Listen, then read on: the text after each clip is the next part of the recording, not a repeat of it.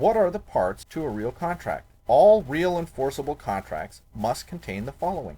Enforceable means power will be used in its execution, and the binding to terms. Said a different way, the supreme authority moves the universe to make it happen, or the parties suffer consequences if they fail to meet their obligations. An enforceable real contract must contain an offer, one has to first solicit, an acceptance, another has to accept the offer, an exchange of real consideration. One does something if another does something else. Real consideration means real labor, real property, and real money. Fiat paper currency cannot be used as consideration in an enforceable real contract. An enforceable real contract must contain a meeting of the minds. A contract must be between two minds. A piece of paper is only documentation, and by itself is not a contract, even though many say that it is. This is important to realize, and I will go into that when I tell you what is enforceable under divine law and by the supreme authority. Real enforcement of contracts are treated as follows. All contracts are verbal, with one important exception, which I will go into later. A party's word is their bond. What holds the parties to the terms? That's right, the only thing that can, the supreme authority. If one breaks their word, then it becomes a bond or shackle. A man or woman has the unlimited right to contract.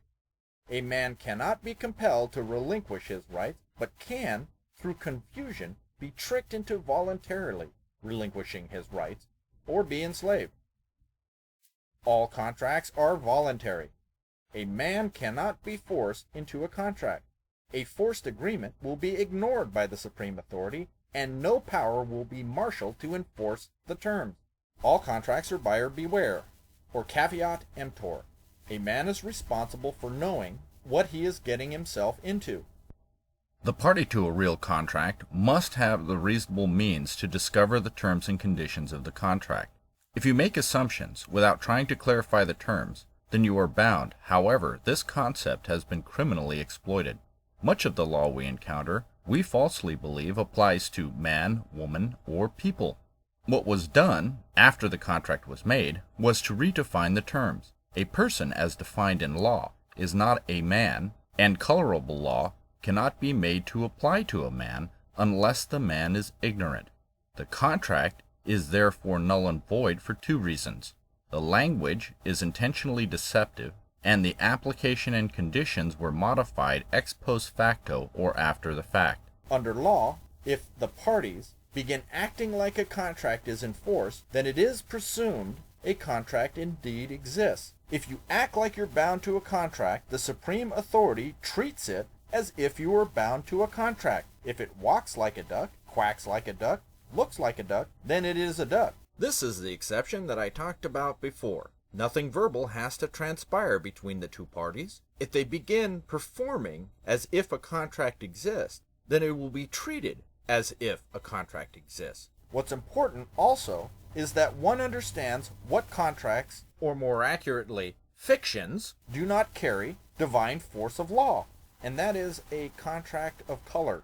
Color means fiction, or something that exists only in the minds of men. Literally, a fictional contract, because it carries no force in divine law.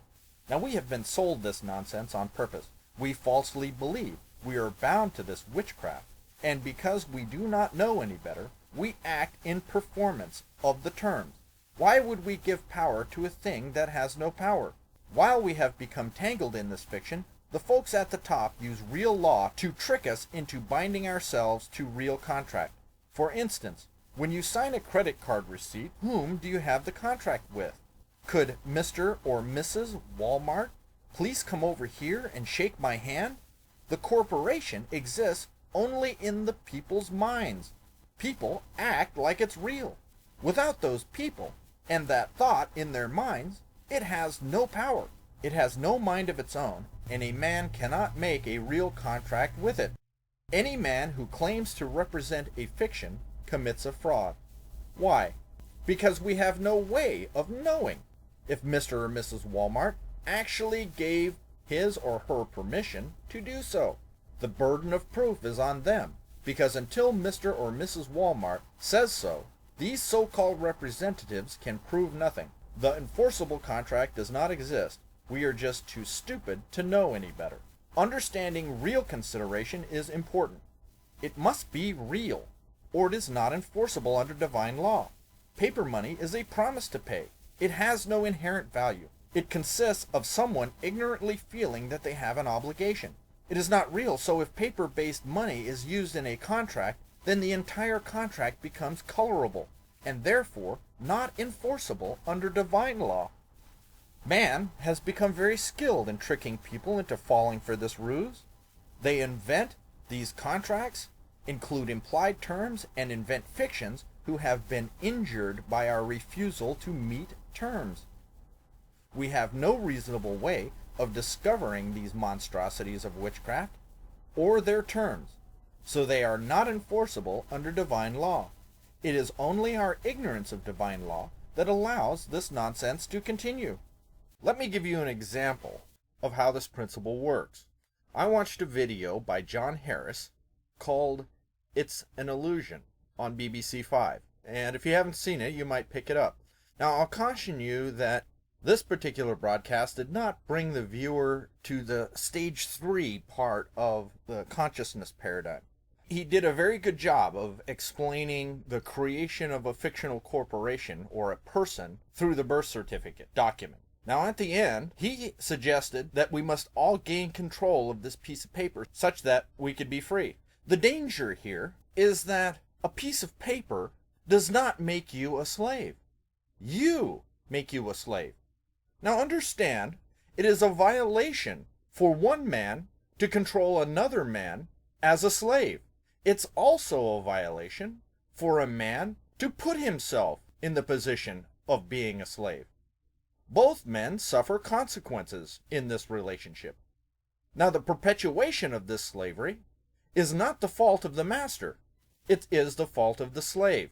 See, the slave would not be a slave if he wouldn't have violated Rule 1, and that is, have no other God before me.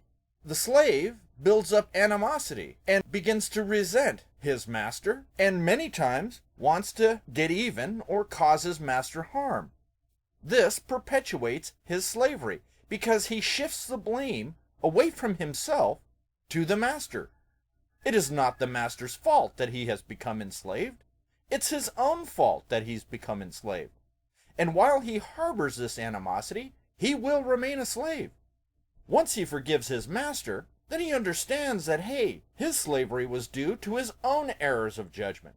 Now, once he comes to this realization, he will have an opportunity to either be released outright by his master, or given an opportunity to simply walk away. In this way, John Harris is still wrestling with the idea of a piece of paper binding him to contract. There isn't a party on the other side that has the power to enforce it. So therefore, the supreme authority only honors that contract out of our own ignorance. Once you remedy the ignorance, the power goes away. I love this game. I really love this game. Roage.